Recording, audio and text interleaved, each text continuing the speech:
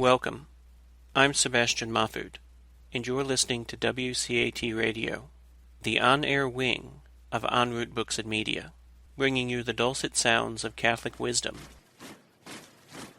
Hello, this is Ray Gerard. Welcome to another edition of St. Paul's Letters to America. This is the program that asks, what if St. Paul were alive today? What if, looking at what is happening in our country today, he could write a letter to America? What would he tell us? Well, here on this program, we give you precisely such a letter. We also utilize that letter for an in-depth discussion of an issue that is current in our lives, in our society today. We look at it through the eyes of St. Paul. Often we talk about two things people say never to talk about at the same time: religion and politics. Why? Because religion is not something that can be limited to 60 minutes on a Sunday morning. Because the religion based on Christ, contains the truth. And truth cannot be anything but necessary when considering the affairs of people. As we discuss these matters, we always bear a certain motto in mind: love and kindness through the light of truth. Hopefully that is what we do here. Now today, the title of our program is Philadelphia, no longer the city of brotherly love. And this is a topic in which we are going to discuss some recent events in the city of Philadelphia regarding Catholic social services in that city. Catholic Social Services has for 100 years, I believe, something in the neighborhood of 100 years, been providing adoption services to the people of foster care and adoption services to the residents of Philadelphia, but now that is in jeopardy. The city itself has come up with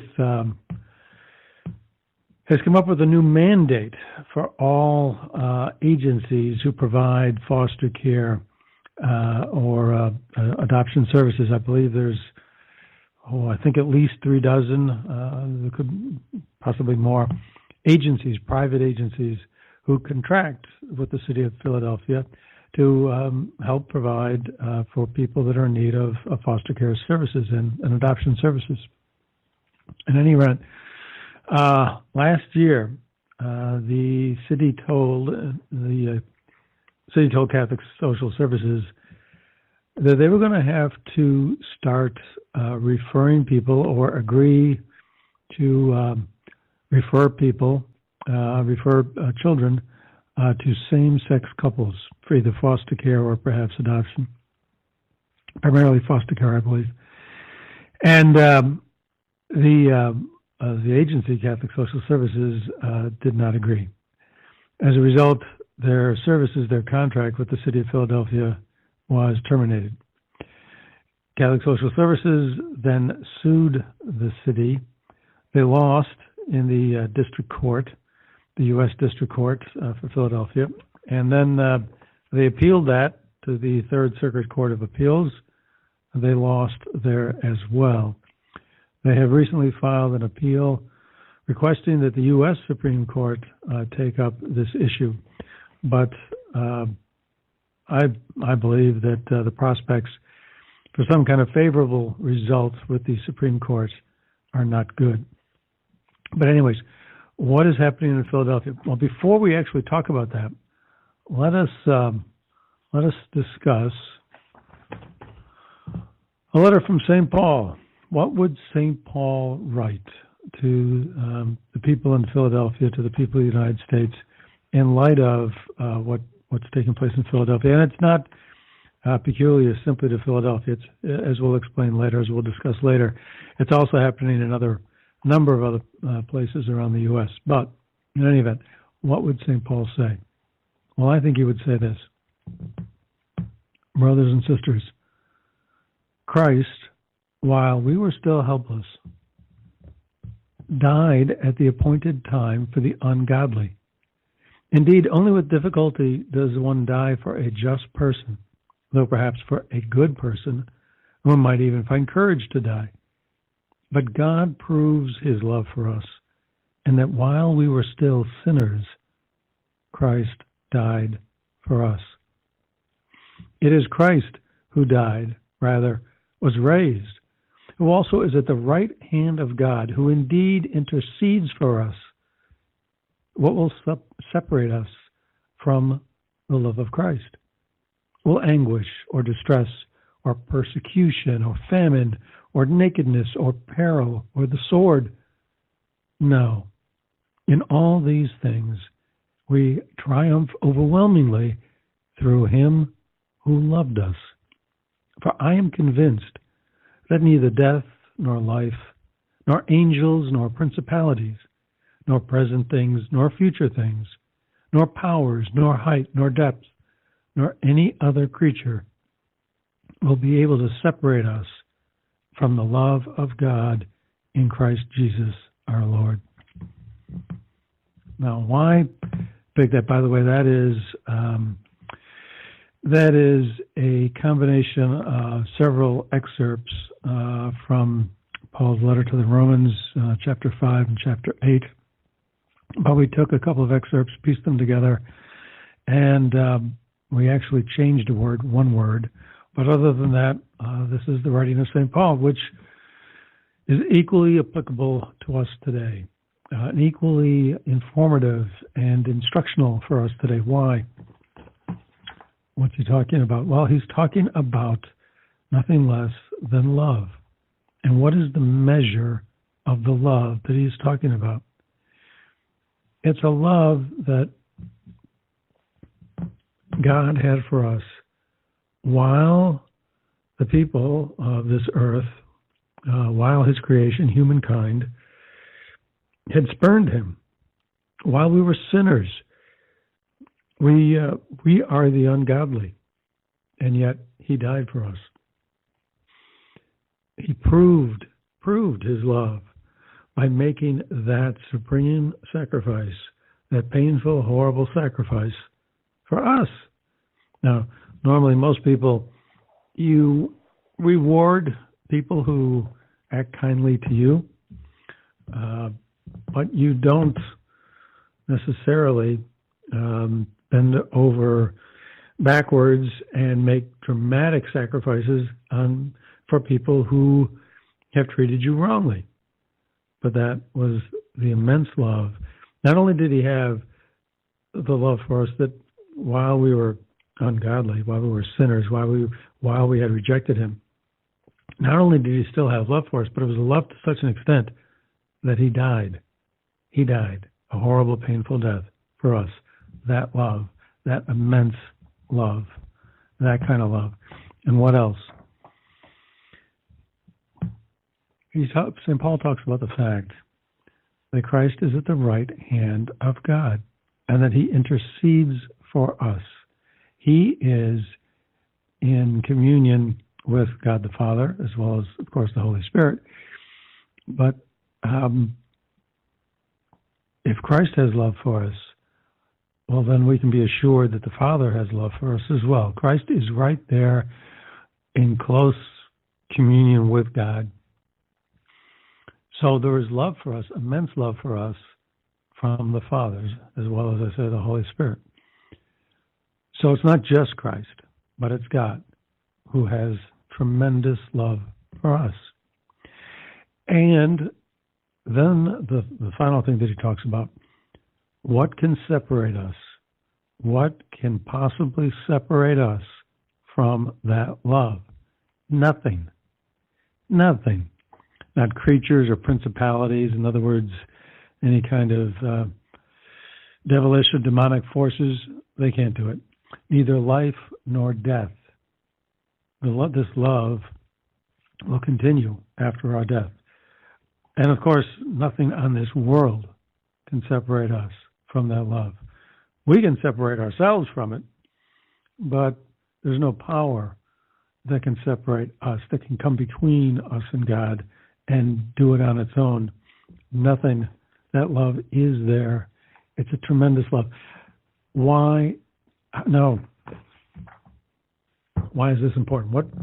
What possible relevance does it have to this issue that we're talking about in the courts in Philadelphia about whether or not a social service agency like Catholic Social Services is going to be allowed to for foster care if they disagree with this political stance that's being taken about honoring same-sex marriages?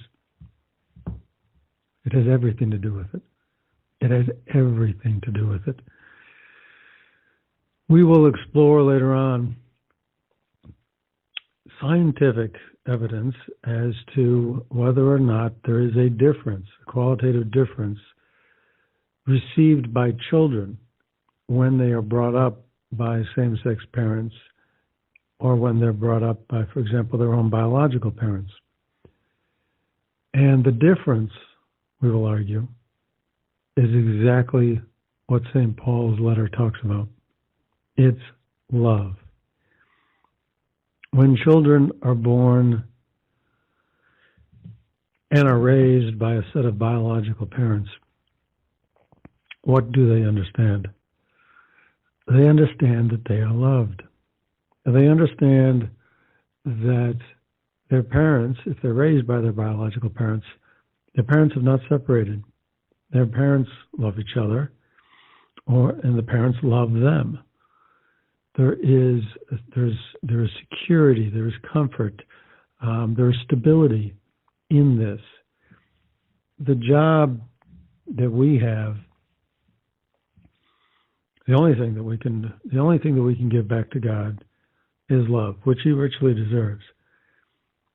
And part of giving love back to God is obviously to give it to other creatures that He has made, including our very own children. As a matter of fact, if we don't love our own children enough to either stay together as parents or to raise them, to decide to raise them and not put them up for adoption, if we don't love the children enough, that has an effect on the children. Now, a lot of times people put children up for adoption for very good reasons. We're going to assume that everybody who does put children up for adoption has good reasons. We're not going to assume ill of anybody.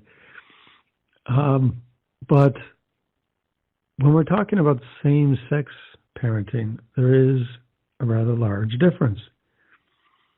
They cannot both, obviously, be the parents, the biological parents of the child.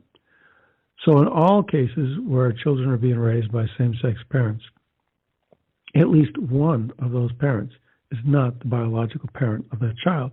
What does that mean? That means the other absent biological parent obviously didn't love that child enough. Or if the same-sex partner decided that he or she decided that they could no longer be in a heterosexual relationship, that for whatever reason, one of their parents or both of their parents have decided that one of their parents can no longer be raising that child. So it equates to, in a child's mind, of course, some lack of love on some level. The love that St. Paul talks about, where nothing can come between the giver and the recipient of the love, nothing can separate us from that love, is not the same as the love that children will feel in a same-sex relationship. There will be some separation. They will not have both of their biological parents. That has to have an effect on the child. They are simply, or they're going to feel that they're not loved with the same kind of love that St. Paul is talking about. There's a reason why the Catholic Church believes in heterosexual relationships. It is a belief that is grounded in the fact that we are created in the likeness of the image of God, and that we are supposed to carry that forth. We are supposed to follow the design. We are supposed to love others with the same love that God gives to us. That is really what we mean when we say people are born in the image and likeness of God. It is that we are born for love. We are born to love. That is what we're supposed to do. And so children necessarily will feel some consequences when there is some separation between them and both of their parents, or one or both of their parents. And we're gonna play that up. But before we do that, let's get back to the specifics of what's happening in Philadelphia. So, in Philadelphia, last year in the spring of 2018, the city informed Catholic Social Services that it was now their policy to require all foster care agencies to refer or to agree to refer children when the cases are appropriate for it. When there's a child that, or when there's a same-sex couple that meets all the other criteria, that they would have to agree to refer children for foster care to a same-sex couple. Catholic Social Services disagreed. And it was right about that same time, strangely enough, that the city of Philadelphia put out an urgent request for 300 more families to supply foster care services because the city was in dire need. And yet, at that very time when they're doing that, they're also terminating the contract of Catholic Social Services. And that is important because Catholic Social Services provides 100 homes for foster care, and they did serve 120 children. So at the same time that they're asking for 300 more, they're closing the door on 100.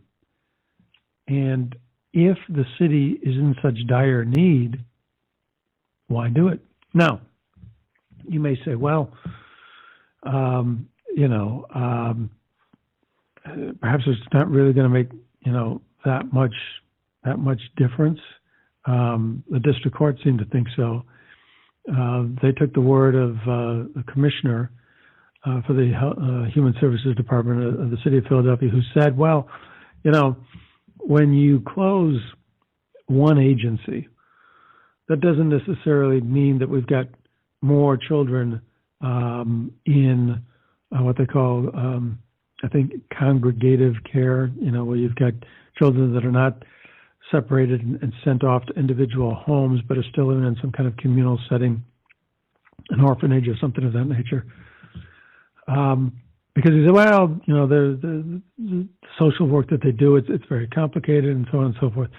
And the court bought into that argument and basically said, well, the data provided by the city shows that the system is still stable. So in other words, it hasn't cratered. It hasn't completely failed. It's somehow stable. Stable meaning what? That you've got children still living in orphanages. You've got all these empty beds at all these foster homes around the city. Children in need. These children that are in need of this care, they're abused children. They're neglected children. If there's a lack of foster homes to send them to, is there maybe a tendency to leave children more in the homes in which they're being abused? I mean, how can you cavalierly say, well, the system is stable?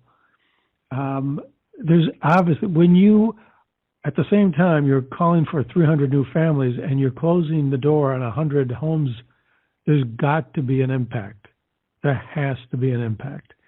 It's not like we're talking about, 1% or some small fraction. There's got to be an impact. But nevertheless, they did this. Now, one of the petitioners, one of the plaintiffs in the lawsuit, is a woman by the name of Sharonell Fulton. And she, for over 25 years, has provided foster care to more than 40 children, just herself. And she wrote an op-ed piece last year for the Philadelphia Inquirer. And in that she said, as a single mom and woman of color, I've known a thing or two about discrimination over the years, but I have never known vindictive religious discrimination like this. And I feel the fresh sting of bias watching my faith publicly derided by Philadelphia's politicians. Sharon L. Fulton, this was her reaction. These people that are supposedly doing so much good in the name of preventing discrimination are now causing this woman to feel the fresh sting of discrimination, in her words. The other petitioner, the other plaintiff in the lawsuit, was a woman, Toni Sims Bush. She was a social worker, but she is also now a foster mother. And she wrote that as a social worker, I evaluated the quality of care provided by all of the foster agencies in Philadelphia. When I decided to become a foster parent myself, I chose to go through the agency that I trusted the most, she said. The consistency, integrity, and compassion of Catholic Social Services has made all the difference in my journey through the foster care process. That's what this woman had to say about Catholic Social Services. So not only are you losing 100 homes, but you're losing the one agency that, in the words of the social worker, who was familiar with all the agencies, or a great number of them, thought was the very best. So not only are you losing 100, you're losing the very best. But another interesting thing is that this is being done even though no same-sex couple had ever applied to Catholic Social Services to be approved as a foster care parent, a set of parents. So there was no harm up till now being done. No one was denied authorization to be a parent by Catholic Social Services because no one had ever asked. And yet the city is still insisting that Catholic Social Services can no longer serve the city. Now, one simple question I would have is this. If there is a same-sex couple that wants to be a foster care parent, would they not be able to become a parent through a different agency? If the city has dozens of these agencies, could not another agency do this and certify them as a foster care parent and refer children to them? Well, the answer is, of course, yes. Would not a balanced, reasonable, fair-minded approach be, in light of what is best for the children that are in need, these abused and neglected children, to serve them? If there's a shortage, serve them as best we can, allow Catholic Social Services to honor its religious beliefs, while at the same time you have these other agencies. If a same-sex couple does come along, they can serve a same-sex couple. But the primary focus should be on the children and not the foster care parents. The system is not there to provide parenting opportunities or foster care opportunities. It's there for the children. Would that not be a fair-minded, rational approach? Certainly seem to think so, but that's not what is going on in Philadelphia. Instead, as I say, the city terminated or closed Catholic Social Services, and as a result, Catholic Social Services felt so strongly about this that they brought a lawsuit. And in the lawsuit is interesting because this appeared in the footnotes. A lot of times you find very interesting things, sometimes some of the most important things in footnotes. And in some of the footnotes for this case, at the district court level, the judge wrote that Catholic Social Service had a procedure whereby they would request a clergy letter for each prospective foster care set of parents. And it did not matter whether or not that clergy letter came from a Catholic priest or whatever religion it was from. It did not matter. And why? Because Catholic Social Services felt that the needs of the children obviously were the most important. But they also thought, that it was a mark of some responsibility, some character, some integrity with the parents if they practiced a religion. Religions as a whole preach different principles of morality and ethics, but certainly, some level of morality and ethics. And if somebody was an active member of some church and they received a letter of recommendation, when you go to a landlord to rent an apartment, a physical thing, they'll ask for a letter of recommendation. When you go to get a job, someone's going to ask for a letter of recommendation. Certainly, when you're talking about the responsibilities that come with being even a foster care parent, I would think a letter of recommendation would be important.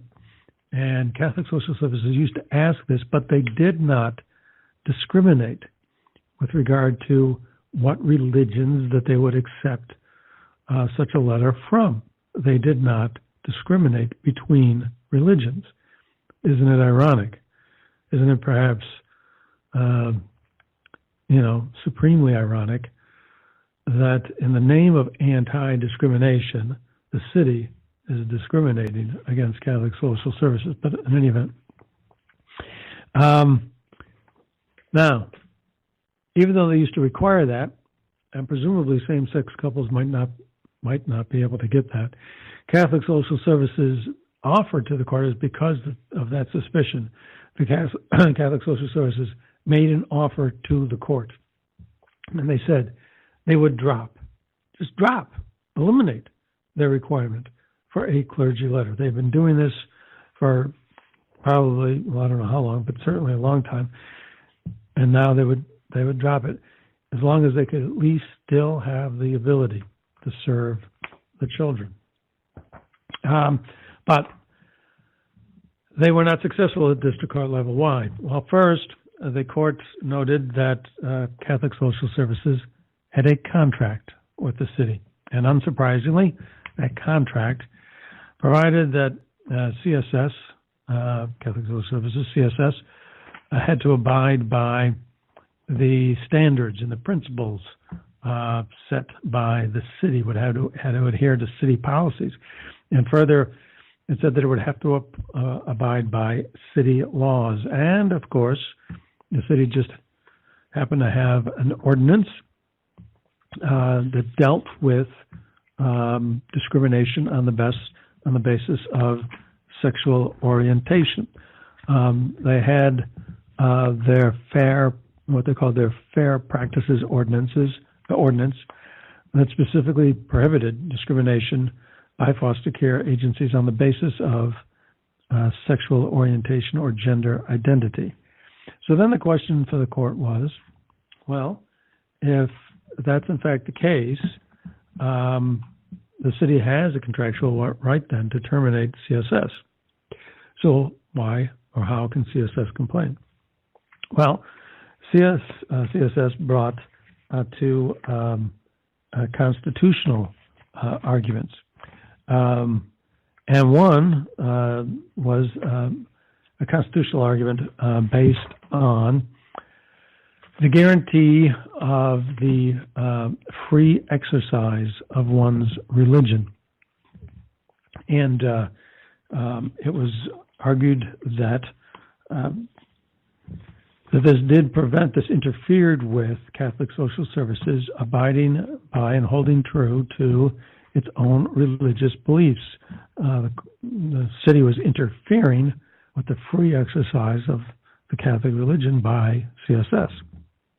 And what the court noted was that, pursuant to various existing legal precedents, the guarantee of the free exercise of religion has to end when there is a law that is neutral and generally applicable.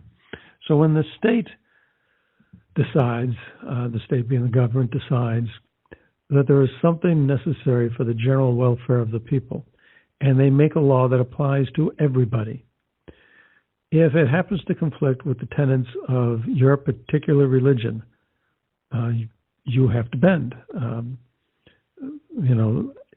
Otherwise, governmental laws, would have to be subject to, whatever, would have to be consistent with every religion out there, and that can't be the case. So the government is allowed, when it makes important laws, significant laws, to be able to insist that they be followed, regardless of whether or not a religion violates it. And so, here in this particular case, we never even get to the point of saying, well, the ability to provide foster care services for children is not something that you're guaranteed with. That's more or less a privilege, something that the government allows you to do if it contracts with you to do that. But that you can still practice your religion. You just simply can't. Provide these services. But we never even get to that argument because the court never even bothers with that. The court simply says, well, the government can order this.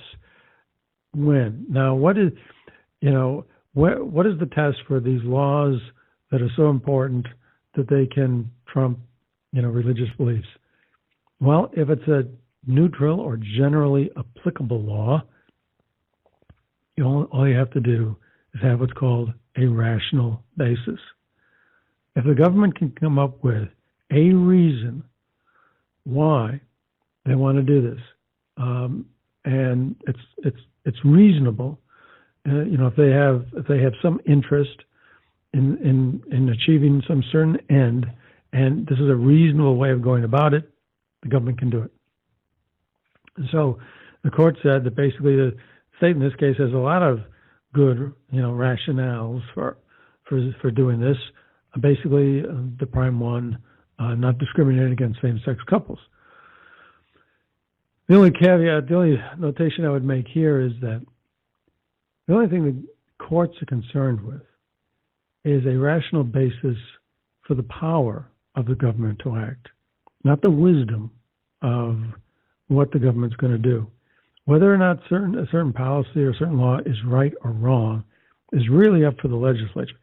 Whether or not it's in the best interest, whether or not it really serves it's the best solution for the general welfare of the people, that's really left for the legislature. The only rational basis the court is concerned with is related to whether or not the government has the power to do it. And so it's a very low threshold. As long as the government comes up with some rational basis for what they want to do, they win. As I suggested before, what's not rational about this is the decision as to what's in the interests of the welfare of the people. As I say, that's really for the legislature, not the courts. But, if the legislature, in this case the city council, were to seriously ask itself that question and do so on an objective level, would it not think, look, it's more important to serve, the greatest number of children we can. And if we're not going to do any harm to same-sex couples because there are other agencies that can serve them, then, we don't have to harm any of the same-sex couples and we don't have to harm any of the children. Let's do it that way. But no, they decided not to do it that way. So while it may satisfy one rational basis, it certainly does not satisfy another. So then what's left? Well, then the agency, CSS in this case, turned to an establishment clause claim. And what they argued was that the Constitution says the government shall not establish a religion. And that provision is being violated when the city, in this case, is favoring certain religions over others. There are certain religions that don't have a problem with same-sex marriages, but the Catholic Church does, and so the city is playing favorites. And the court just simply threw that out. They basically said, well, the evidence of that just simply wasn't strong enough. But to me, the larger argument here, the more pertinent argument here, is not so much that the city is targeting the Catholic Church, because the city can easily say, look, we just made a general law that applies to every religion. If some religions are okay with it and some religions are not, we really don't care. We just make the law, and we apply it to everybody. And so when you argue on an Establishment Clause claim that you're being targeted, there's a certain inherent weakness in your argument there. But to me, there is an Establishment Clause claim here, but of an entirely different sort. And it's one the courts will never recognize. But there is a religion here that is being preferred, and it's the religion of the state. The state, the government will say, oh, we're not in the religion business. We're not doing anything of the sort. We're not creating any kind of religion. But yes, they are. They certainly are. They are creating a brand new religion. It's a secular religion where there is no God, and that this love that we talked about, that nothing can separate us from the love of God, that is being interfered with now.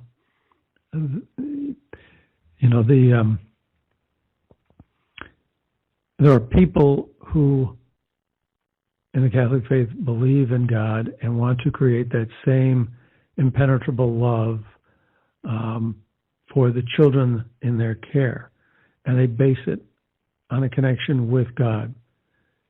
This new state religion that's being created does not recognize God. God is not allowed at Christmas time. There are people that will object if there's a Christmas tree. Well, yes, Christmas trees are all right, but any kind of a nativity scene on any kind of government property, any kind of mention of, the Charlie Brown play is being either forbidden or rewritten in the public schools because there are lines in there that Linus gave where he talks about the true meaning of Christmas, and he quotes some Bible passages. There is a new religion being created by the state that does not allow for God.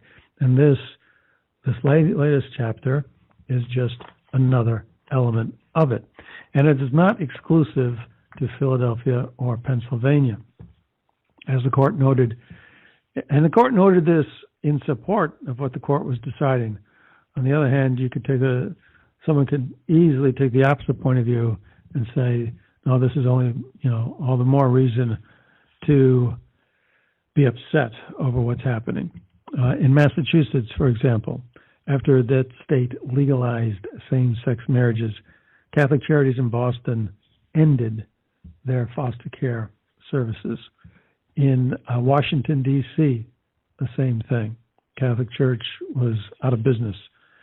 In Illinois, after they legalized same-sex marriages, a lawsuit was brought, as the case here in Pennsylvania, but the case was thrown out at the summary judgment level. In other words, it never got to trial. It was decided by the court that, even if you took all the facts the way that the Catholic Charities in Illinois wanted you to believe, the fact of the matter was, just as simply as a matter of law, the Catholic Church was going to lose, and the state had the right to insist on same-sex marriage couples being allowed to be adoptive parents or foster care parents. And so, also in Illinois, Catholic Charities ended its foster care services. Similarly, in San Francisco, and also there's another case recently in Michigan. Now, in that one, it was not a Catholic organization that was involved.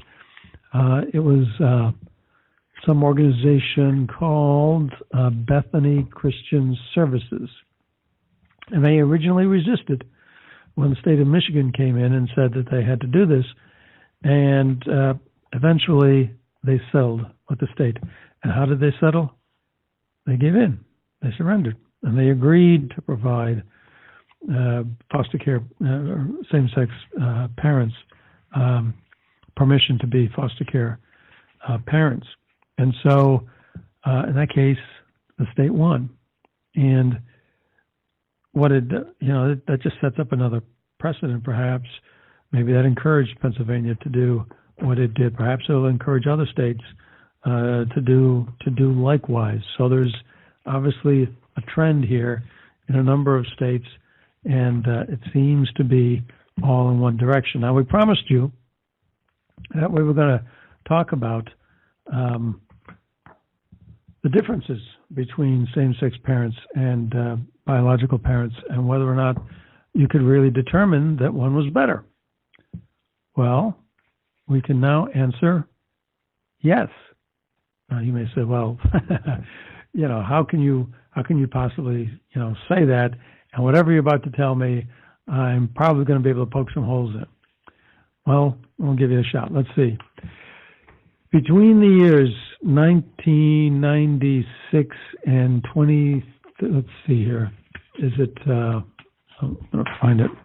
I think there's a 16-year study. I suppose it doesn't matter a great deal if I get the exact years correct. But anyways, so between the years 1997 and 2013, the CDC NCHS, which in other words, the National Center for Health Statistics, which is a division of the Center for Disease Control, so an arm of the federal government, conducted a survey, a health survey, and and I believe, for example, in the years,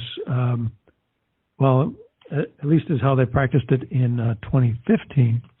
What they would do is they'd have in-house interviews with people, and each year, this covers some of the years in question, because during the years 2006 to 2015, each year the CDC NCHS would do these surveys with 35,000 households and 87,500 individuals. And they chose these households in what they called these primary sampling units. They had 428 primary sampling units in 1,900 different geographic areas located throughout the whole country. They wanted to obviously get a comprehensive and reliable sampling. And from that study, what they found was that in terms of children who had clinical emotional problems, so some type of emotional problem that is recognized with a clinical diagnosis or clinical, it's recognized as some kind of a clinical abnormality. They found that, generally speaking, with children with their biological parents, the percentage of children that would have those types of problems was 7.4%. In same-sex couples, it was 17.4%, more than double. Children who had developmental disabilities, ADHD, some learning disability or intellectual disability, with biological parents, 10.2%. With same-sex parents, 19.3%, almost double. In terms of children who actually received medical treatment for emotional problems, with biological parents, 10.4%, with same-sex parents, about 18%. Children who are prescribed medication for emotional problems, biological parents, 6.9%, and with same-sex parents, 21%, about three times as much. These, and they're all consistent. They're all consistent. The problems with children who are living in same-sex parental situations, all of them are higher than children who live with biological parents, and they're higher by huge percentages. But we were not done. When they looked across different types of parental arrangements, they found the same thing. For example, children who had emotional problems. I don't know exactly how they define that, but children who are categorized as having emotional problems with children who are living with their biological parents, 4.9%. Children who lived in a step family or some kind of a blended family, 8.2%. Children who are living with cohabiting parents, 9.5%. Children who are living with a single parent, 9.9%. So for all these alternate family situations, whether or not it's a step family, cohabiting, or single parent, they're hovering between 8 to 10%, whereas the biological parents, that's down at 5%. So almost, half, it's half the amount as with single parents and slightly less than that with regard to the other situations. Now, all of them, however, compared to same-sex parenting relationships, there's a big difference. The number for the same-sex parents, 17.7%, almost 18%. So again, a huge difference, 8% higher than a single parent. And it's 13% higher than biological parents. What's interesting is that there's this correlation that seems to flow with the farther and farther you get away from the natural biological parent situation. At the one end of the spectrum, married biological parents. It's the best. Next, you get a step family. So you get one parent and then you get a substitute parent.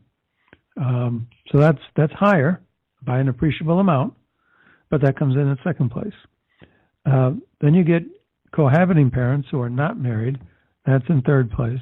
And then you get the single parent. So we're getting a little bit farther away from the parental situation, and that's a little bit higher. That's in fourth place. But still, all of them are 10% or lower. And then you get to the same-sex parent situation, and now we're at 18%. So there's a steady progression up the farther and farther you get away from the normal parenting situation. Coincidence? Coincidence? Or if in fact, as Christ said, God made, man and woman, God made them. If in fact that is, and St. Paul would, said this elsewhere in his reading, he talks about homosexuality. He talks harshly about homosexuality. But if in fact the Catholic teaching is correct, that, the man, woman, one stable situation, that's the best. And then the farther you, and this now based on our scientific, this scientific data over not just a 1-year period, not a 5-year period, 10-year, this is over a 16-year period. So, and the results are all consistent. So there is a definite, undeniable feature that's going on here. And to me, it makes sense. Why? Because of what we talked about at the beginning. It's all about love. With same-sex parents, fully 3/4 of them are same-sex parents. I think about there are different statistics for lesbian couples as opposed to gay male couples. I think for the female couples, I think it's around 27% that actually are raising a child. And I think for the men, it's about 14%. But 3/4 of all those same-sex relationships, 3/4 of them who are raising a child are raising a child that does belong to one of the partners. And it's only 1/4 that are raising a child that belongs to neither partner. But still, you can never have a situation where the child's going to have both biological parents. In a same-sex relationship, that is not possible. So one of the parents is missing. And whenever a parent is missing, a child is going to feel on some emotional level a lack of being loved. If parents get divorced, the child, is going to feel a lack of love. Many children think it's their fault, and they ask, is this my fault? What did I do? Am I the cause of this? Children have emotional responses to these types of things. There has to be love that is something that can never separate the parents from a child. Then it mirrors the love that God has for us. Then it is secure. Then it is grounded in something higher than us. Then it is grounded in where it should be grounded. And then it will have the effects that love is supposed to have. And what we are experiencing, what people suspect is that, what people suspected was that, well, if you have this kind of relationship or parenting situation that is not, what we can say is natural, there will be ill effects. And according to these statistics, that is true. Where do we go from here? Well, some states, I know at least 8 states had passed these types of laws. It might be more by now. But some of them, like for example, including Oklahoma, Texas, South Dakota, Alabama, have passed laws to try to make up for the Obergefell decision. The Obergefell decision was a Supreme Court case that said same-sex marriages are legal, period, all across the United States, and that it is unconstitutional for a state not to allow them. And a lot of people had, took great exception to that case, saying, well, why not allow something as individualistic as marriage? I mean, states should have the right to declare things like marriage, domestic relations. The state should have control over those types of situations, but nevertheless, the court decided to step in.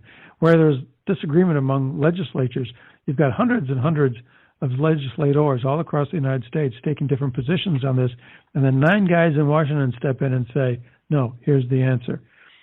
And so now certain states have been trying to fix some of the problems, and like I said, these 8 states, including the ones I mentioned, have passed laws that have said, well, okay, same-sex marriages, have to be legal, but as far as adoption is concerned and foster care parenting situations are concerned, if someone has a religious objection to this, then an agency like CSS can raise a religious exception. But those laws are being challenged in the courts as well, and perhaps they too will fall. And so what's happening is, because the court decided same-sex marriages were illegal across the land, legislatures had the right to make that decision taken away from them. And now, when they are stepping in and trying to at least secure normal parenting situations, the traditional parenting situations in their states, they're facing challenges there as well. So what are we to make of all this? Obviously, there is a war going on. There is a war going on. That's a dramatic term, but it is a fair one. There is a war going on against the family, the normal family. And the normal family embodies the love of God. As John Paul II said, you have the Father, the Son, the Holy Spirit. That is a mirror image of a husband, wife, and a child. And this natural order is now being disrupted, and it's being disrupted by a new state religion. that has no room for God. What are we supposed to do? Well, what we need to do is, like what we're doing here on this program. Number one, not be afraid to talk about it. There are a lot of people who could perhaps take exception with some of the things that are being said on this program, because they will say that to support the Catholic Church's position on traditional marriage is to be a bigot, is to be in favor of discrimination. Now, of course, nothing could be farther from the truth.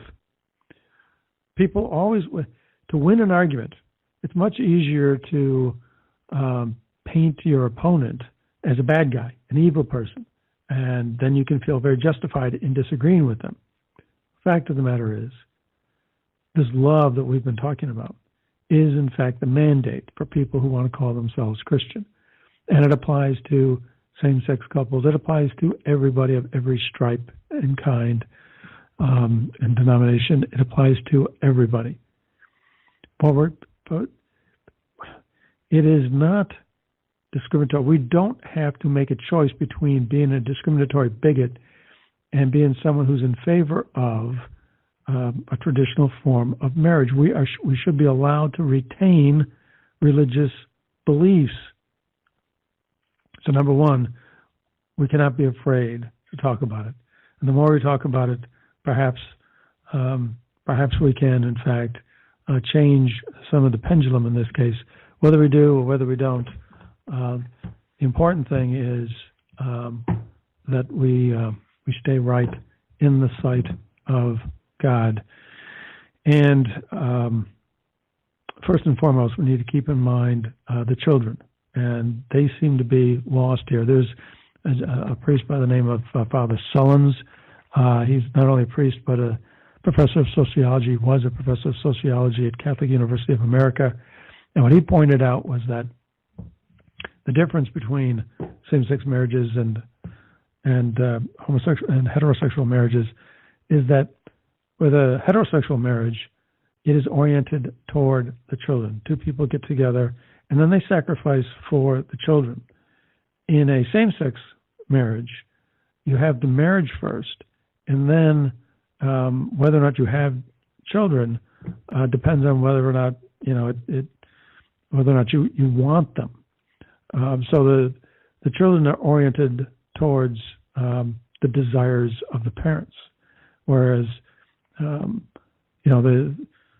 whole of Christian teaching is that no, the meaning of life is to sacrifice, to love. That's the highest form of love, but it's to sacrifice, it's to love others. So the orientation is different. In any event, that is all we have for this week. We thank you for listening, and we hope that perhaps maybe we can look at this issue together in a different light, that it has to be, like everything else, seen from the perspective of love. Anyway, this is Ray Gerard. Thank you for listening. Like I say, hope you'll join us again. Until next time, God bless. We hope you enjoyed the program and will join us back for another show on WCAT Radio. This is Sebastian Mahfood. Good day.